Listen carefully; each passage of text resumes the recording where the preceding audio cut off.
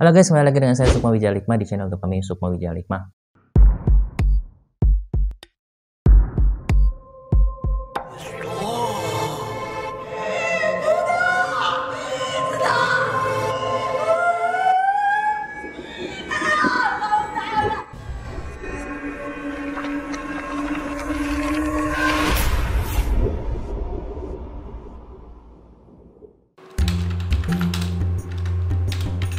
Ki, jadi Jumatan gak Ki? Ya, jadilah, ayolah.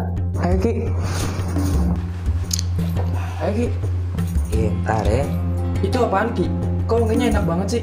Ini minyak kasturi. Oh. Ini minyak Arab ibadah. Nah, minyak kasturi ini minyak yang paling disukai Rasulullah dari hadis riwayat Muslim. Nah, ini minyak ini juga non alkohol dan insya Allah halal dan juga kualitasnya bagus nih. Nah, Saya minta dong Ki. beli dong, nih belinya di sini nih. Mana tuh, Ki? Nih ya. Nih ada di Bukalapak, di Shopee ya, di Tokopedia nih. Ketik aja minyak Arab ibadah nih, tuh banyak tuh Banyak pilihannya. juga ya Ki ya. Iya. Baik, pada video kali ini kembali lagi saya akan mengijazahkan sebuah amalan yang mana amalannya sudah pernah saya janjikan di status IG saya yang sampai saya pernah bikin pollingnya ya. Ternyata alhamdulillah pollingnya cukup baik ya, banyak yang mau. Nah alhamdulillah kalau nggak salah kemarin itu, cuman saya lupa capture sih. Kalau nggak salah kemarin itu, kalau nggak salah yang mengatakan yes itu ada sekitar 500-an orang, hampir 500. Oke. Pada video ini saya akan mengijazahkan sebuah amalan yang untuk menggeser hujan gitu. Jadi memang semenjak Mandalika itu ilmu menggeser hujan atau amalan untuk menggeser hujan itu booming sekali gitu. Tapi sebelum saya ijazahkan atau sebelum saya beberkan cara atau doa menggeser hujan dari ilmu hikmah ya, doanya seperti apa, kita bahas dulu sebenarnya apakah kita kalau misalkan menggunakan asma-asma yang multifungsi apakah bisa gitu, dan bagaimana sih prosesnya gitu ya. Oke, baik. Jadi sebenarnya ilmu menggeser hujan itu sebenarnya bisa dilakukan dengan asma apapun, yang penting dia adalah sifatnya adalah asma multifungsi ya, asma multifungsi atau doa ya. Nah, yang bekerja ini siapa gitu ya. Jadi proses bekerjanya seperti ini. Pada waktu kita memunajatkan kepada Allah, doa untuk memindahkan hujan gitu ya, menggeser hujan, itu kita yang wasilahnya yang pertama adalah yang pasti kita harus melalui Nabi Muhammad SAW. Habis itu lalu ke para nabi-nabi yang lain, lalu ketiga adalah ke para malaikat, yang terakhir adalah ke malaikat Dardarayil alaihissalam namanya. Nah, setelah kita berwasilah kepada mereka semua, ya, para beliau-beliau ini sampai ke malaikat Dardarayil, barulah itu baru mau bekerja. Nah, pada waktu proses itu gitu, itu kita juga harus lihat ya kondisi langit itu seperti apa. Jadi bukan berarti kita menghentikan hujan, bukan gitu, tetapi kita menggeser hujan dari satu tempat ke tempat lain gitu. Nah, menggeser hujan dari satu tempat lain ke tempat lain, misalnya dari tempat kita misalkan ke kebun atau ke RW sebelah atau ke kelurahan sebelah, itu bisa gitu. Dengan bantuan apa? Dengan bantuan angin. Nah, angin berusaha dengan angin otomatis kita berwasilah, kita minta kita memerintahkan malaikat yang berusaha dengan angin gitu. Nah, terus habis itu malaikat yang berusaha dengan petir dan hujan gitu ya. Salah satu malaikat Dardarayil ya. Nah, setelah itu pada waktu kita berminta kepada Allah dan Allah mengabulkan, baru Allah ini memerintahkan para malaikat itu bekerja. Nah, bagaimana kita memberikan kode kepada Allah itu dengan asma yang kita baca, dengan doa yang kita baca gitu. Nah, jadi bukan berarti kita orang sakti yang bisa menghentikan kehendak Allah, bukan gitu. Memang hujan ini adalah berkah ya, dan hujan ini memang sudah ditentukan sama Allah gitu, bahwasanya di wilayah ini akan hujan, di yang bagian situ akan hujan, bagian sini akan, itu sudah ada porsinya gitu. Allah memberikan itu hujan itu sudah sesuai dengan porsi-porsinya sesuai dengan kebijaksanaan Allah gitu ya. Jadi terus juga ada yang bertanya kepada saya gitu, lalu apa hukumnya kalau misalkan kita memindahkan hujan gitu, sedangkan hujan itu berkah dan mungkin saja ada makhluk-makhluk Allah yang lain membutuhkan air hujan itu gitu. Oke, di sini ada beberapa pendapat ya, beberapa pendapat dari beberapa guru saya. Yang pertama adalah dari pendapat guru saya yang pertama, itu dari Bandar Lampung, dia mengatakan seperti ini. Kalau misalkan kita menggeser hujan, itu kan kita niatnya untuk meminta request kepada Allah gitu ya. Pada waktu Allah itu mengabulkan, maka itu akan tergeser gitu. Tapi kalau misalkan kita kita berdoa kepada Allah dengan asma atau dengan doa tertentu, tetapi itu belum diijabah pada Allah, berarti Allah tidak mengabulkan. Nah, itu berarti balik lagi ke hakikat ya, hakikat tetap Allah yang mengabulkan. Itu yang pertama. Yang kedua, ada juga pendapat salah satu guru saya juga, dia di Bandar Lampung juga mengatakan bahwasanya ud'uni astajib lakum, maka apapun yang kita minta kepada Allah akan diberikan, baik itu buruk maupun itu baik gitu. Tapi semua itu ada konsekuensinya gitu. Jadi kalau kata guru saya pun juga mengatakan bahwasanya kalau misalkan kita menggeser hujan gitu, biasanya itu kan di situ ada rezeki ya, ada rezekinya. Contoh misalkan turun di Kelurahan Cilengsi misalkan ya, di daerah Cilengsi gitu ya, atau di daerah kota wisata lah gitu. Nah, di daerah kota wisata ini mungkin Allah menurunkan hujan di waktu itu, mungkin ada beberapa tumbuhan yang membutuhkan air itu, atau mungkin ada tanah yang membutuhkan air itu, atau mungkin ada beberapa hewan-hewan kecil yang tidak bisa kita lihat membutuhkan air itu untuk bertahan hidup gitu. Nah, pada waktu itu kita geser gitu. Kita geser karena kita lebih mulia daripada makhluk-makhluk Allah yang lain, dan Allah kabulkan gitu. Otomatis kalau menurut pendapat guru saya yang ini adalah rezeki yang didapatkan, rezeki yang mestinya yang mereka dapatkan atau makhluk-makhluk Allah yang lain itu seperti tumbuhan, tanah dan sebagainya gitu ya. Yang mestinya rezeki itu mereka dapat, itu akhirnya kan gara-gara doa kita, maka rezeki mereka kan terhambat gitu, jadi kan nggak jadi gitu kan. Nah, otomatis kita akan dapat kifarat gitu. Kalau kata guru saya itu seperti itu, kita akan dapat kifarat bahwasanya kalau kita menggeser hujan, paling kita akan mengganti rezekinya mereka, para tumbuhan, tanah dan sebagainya, makhluk-makhluk yang lain itu dengan rezeki kita. Jadi kita tukar gitu.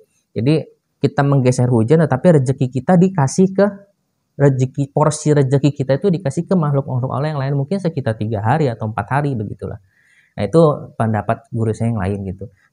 Kembali lagi teman-teman mau ikutin yang mana gitu. Kalau saya pribadi dulu pertama kali saya mengikuti yang pertama dulu ya. Jadi makanya kalau teman-teman yang lama itu pasti udah tahu tuh, kita sering kalau ada hujan kita lagi bepergian gitu. Bahkan saya sendiri juga seperti itu dulu waktu saya masih naik motor gitu ya. Waktu kita lagi bepergian, kita agak egois gitu. Berarti kita dikit-dikit geser hujan gitu kan. Nah, cuman setelah saya berguru dengan guru yang lebih baru, yang lebih tua, lebih sepuh, dia memiliki pemahaman seperti itu, akhirnya saya lebih mengikuti pemahaman guru saya yang kedua, yakni saya tidak mau mendapatkan kifarat gitu atau mengganti, ya biarlah apa yang sudah terjadi sudah ditetapkan Allah, ya sudah gitu. Saya tidak mau menentang itu gitu. Kalau saya sekarang seperti itu. Tapi apapun itu keputusan teman-teman mau ikutin perkataan guru saya yang pertama atau yang keputusan guru saya yang kedua, itu terserah teman-teman. Kembali lagi ke teman-teman bagaimana menanggapinya gitu ya. Oke, langsung aja. Ilmu ini doa. Ini jadi sebenarnya ini sifatnya doa ya. Ini sifatnya doa, dan ini tidak tidak perlu diriadohin gitu ya. Jadi yang pertama-tama caranya adalah kita pada waktu kita mau menggeser hujan itu, caranya adalah kita ambil wudunya sempurna ya. Yang kedua kita bertawasul kepada Nabi Muhammad SAW, ila hadrati Nabi Muhammad SAW ya. Habis itu kita ke 4 sahabat ya, Abu Bakar, Utsman, Ali, Umar ya radhiyallahu anhu. Lalu juga kita bertawasul kepada 4 malaikat dulu. 4 malaikat itu malaikat yang pertama malaikat Jibril, Mikail, Israfil. Lalu bisa ke malaikat muakibat dan malaikat muqarrabin. Nah, sudah selesai itu yang terakhir kita ber-Fatihah atau kita mengirim ila hadroh ke malaikat Dardarayil alaihissalam ya, malaikat Dardarayil alaihissalam. Nah, setelah itu kita tergantung nih ini hari apa. Nah, ini penting nih, ini hari apa. Ini harus diperhatikan ya. Jadi kita mengerjakannya hari apa tergantung dengan malaikat apa yang bertugas. Contoh misalkan, ini contoh ya. Teman-teman harus ingat nih. Jadi ini boleh catat. Malaikat yang bertugas di hari Senin adalah Jibril atau Jibril. Malaikat bertugas di hari Selasa adalah Samsamayail. Malaikat yang bertugas di hari Rabu adalah malaikat Mikail. Malaikat bertugas di hari Kamis adalah Sorfiail. Malaikat yang bertugas di hari Jumat adalah malaikat Anyail. Malaikat yang bertugas di hari Sabtu adalah Kasfiail. Malaikat yang bertugas di hari Minggu adalah Rukiail. Nah, jadi misalkan nanti tinggal sesuaikan nih, teman-teman. Misalkan datang hujan nih, dan teman-teman mungkin lagi ada kebutuhan yang mendesak gitu ya, atau misalnya mungkin ada pekerjaan yang benar-benar mendesak, atau harus ke masjid, atau misalkan ada acara besar gitu ya. Nah, setelah teman-teman berwasilah atau berfatihah kepada Data Rayail, lalu teman-teman tinggal ngikutin hari. Misalkan acara teman-teman itu hari Senin, tetapi jamnya jam 3 sore. Otomatis kita ila hadrati khususon malaikat Jibril alaihissalam. Nah, misalkan acara teman-teman itu pada waktu sudah lewat azan maghrib ya, Senin tapi sudah lewat azan maghrib. Nah, dalam Islam lewat azan maghrib itu sudah masuk hari besoknya. Berarti kalau misalkan teman-teman acaranya misalkan jam setengah 7 malam, pokoknya udah lewat azan maghrib ya, setengah 7 malam, terus hujan, terus kalian punya acara pernikahan atau bagaimana gitu ya. Nah, kalian bisa membacakan kepada malaikat Samsamayail, itu malaikat hari Selasa gitu ya.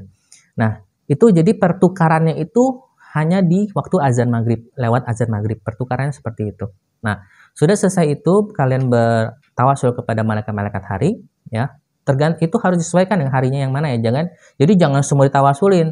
Misalkan acaranya Senin jam 3 sore, kalian tawasulin Jibril, Samsamail, Mikail, nggak perlu gitu. Jadi Jibril aja yang bagian terakhirnya gitu. Misalkan acara hari Kamis, kalian dari Jibril sampai ke Rukiail, nggak perlu. Jadi kalau Kamis bisa Sorfiail aja yang kalian tawasulin gitu.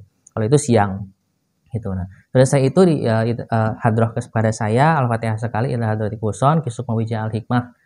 Jadi ila hadrati kuson al-mujiz sukma wijaya al-hikmah, Al-Fatihah 1 kali. Nah, sudah saya itu kita baca lagi dengan basmalah 7 kali. Bismillahirrahmanirrahim. Jadi basmalah itu sirnya ada di ba. Jadi pada waktu ba-nya ada penekanan. Jadi Bismillahirrahmanirrahim gitu ya. Jangan Bismillahirrahmanirrahim biasa aja. Jadi Bismillahirrahmanirrahim supaya Bismillah kita ini memiliki energi. Sudah selesai Bismillah 7 kali, lalu membaca sholawat 7 kali. Allahumma sholli ala sayyidina Muhammad wa ala ali sayyidina Muhammad. Nah, itu kondisinya tahan napas ya dari Bismillah dan sholawat ya. Tahan napas 7 kali. Kalau nggak kuat Bismillah dulu 7 kali tahan napas, habis itu hembuskan ke langit. Tarik napas lagi, habis itu baca sholawat 7 kali, terus hembuskan ke langit. Habis itu 2 kalimat syahadat 3 kali. Allahumma sholli asyhadu an la ilaha illallah wa asyhadu anna muhammadar rasulullah 3 kali. Habis itu kalau nggak kuat hembuskan lagi. Nah, lalu setelah itu tinggal membaca doanya. Doanya dibaca 7 kali. Nah, doanya saya akan bacakan pelan-pelan, boleh dicatat ya. Oke, mulai. Bismillahirrahmanirrahim. Allahumma hawalaina wala alaina. Allahumma qobattu min haza li bisa bihi manazzala minas sahab. Oke, saya ulang ya sekali lagi ya. Nah, mungkin terlalu cepat tadi. Bismillahirrahmanirrahim. Allahumma hawalaina wala alaina. Allahumma qobattu min haza li bisa bihi manazzala minas sahab.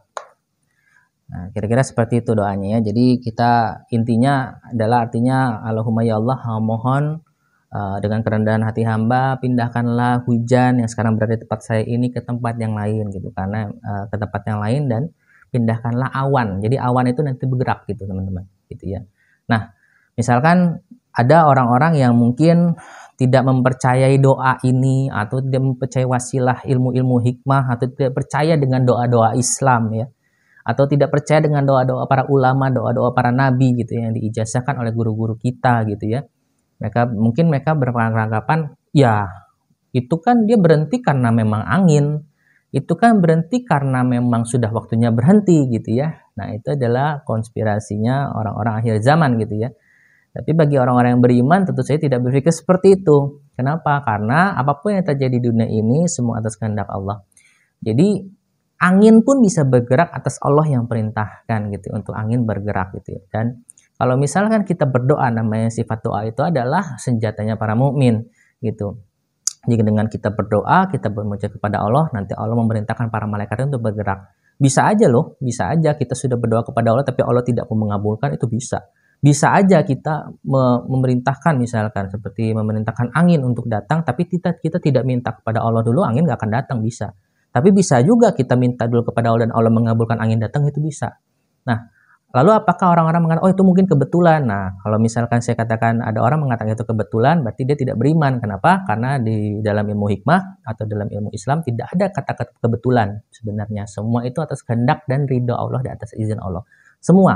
Bahkan aliran darah kita bisa mengalir pun juga atas ridho dan kehendak Allah ya. Bahkan daun bisa jatuh ke atas bumi, ke atas tanah juga atas ridho dan izin Allah gitu ya. Bahkan hal sekecil itu pun juga atas izin Allah. Oke, semoga ini bisa bermanfaat buat teman-teman semua dan jadikan ini sebagai wasilah kita berdoa kepada Allah. Jadi bukan berarti doa ini yang menggeser hujan, tetapi kita kirim proposal kepada Allah dengan doa ini ya. Kalau misalnya kita berdoa kepada Allah kan, kepada Allah itu kita harus spesifik gitu ya. Kita harus spesifik doanya apa gitu dan harus sopan. Makanya kita berdoa kepada Allah dengan kalimat-kalimat yang memang sopan gitu ya, memang baik gitu ya. Setelah itu baru Allah kabulkan, pada Allah sudah approve, kabulkan, baru Allah perintahkan para malaikat untuk bekerja. Disitulah keajaiban akan terwujud dan disitulah hajat-hajat teman-teman akan terkabulkan. Gitu ya sistemnya. Oke, sampai di sini dulu. Mudah-mudahan ini bermanfaat dan mudah-mudahan tidak ada lagi orang-orang yang beranggapan bahwasanya itu mah geser hujan mah kebetulan gitu ya. Jadi dalam saya jelaskan di sini ini saya dapatkan dari salah satu kitab hikmah kuno karya Syekh Husain Al-Falaki. Di sini juga tercatat dan dulu juga saya pernah mendapatkan cerita dari salah satu guru saya bahwasanya dulu Abah Sepuh Pondok Pesantren Suryalaya juga pernah berdoa dengan kalimat ini gitu ya, untuk menggeser hujan pada waktu acara dulu Abah Sepuh gitu. Oke, sampai di sini dulu, semoga bermanfaat dan ini adalah cara menggeser hujan dengan ilmu Islam dan dengan doa kepada Allah dengan ilmu hikmah gitu ya. Oke, thank you buat teman-teman semua, syuron kasiron buat teman-teman semua. Mohon maaf jika saya ada salah kata, mohon maafkan, saya juga bukan orang yang sempurna. Dan sampai ketemu di video-video selanjutnya. See you, bye-bye.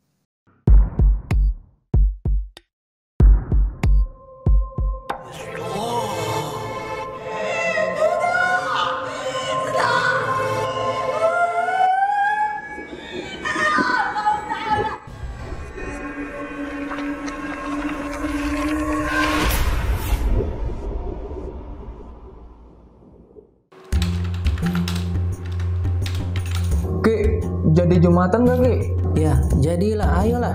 Ayo Ki. Ntar ya. Itu apaan Ki? Kok kayaknya enak banget sih? Ini minyak kasturi. Ini minyak Arab ibadah. Nah, minyak kasturi ini minyak yang paling disukai Rasulullah dari hadis riwayat Muslim. Nah, ini minyak ini juga non alkohol dan insya Allah halal dan juga kualitasnya bagus nih. Nah, Saya minta dong Ki. beli dong, nih belinya di sini nih. Mana tuh, Ki? Nih ya.